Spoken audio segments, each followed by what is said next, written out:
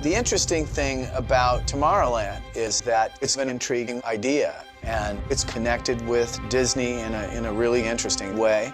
In our modern world, everywhere we look, we see the influence science has upon our daily lives. Many of the things that seem impossible now will become realities tomorrow. Walt Disney was really interested in the future and all the possibility it could bring. It completely and totally fired up his creative imagination. A beautiful tomorrow, just a dream away. That says we're going places. There's progress ahead. A lot of this circles around who Walt Disney really was. He looked at the future with some idea that there's some hope and some positive outcome.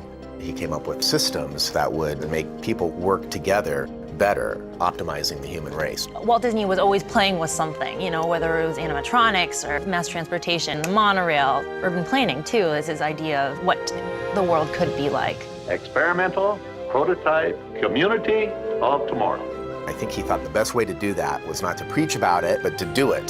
There's a lot of similarities between the last project he was working on, the Epcot Center, and Tomorrowland, which was this utopian version of what we at our best could be. Since I was a little kid, Tomorrowland has not always felt traditionally science fiction to me.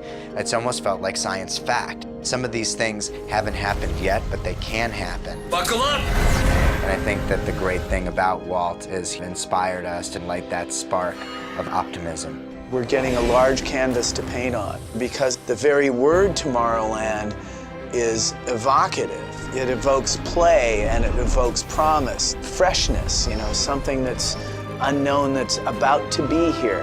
A place where people actually live a life they can't find anywhere else in the world.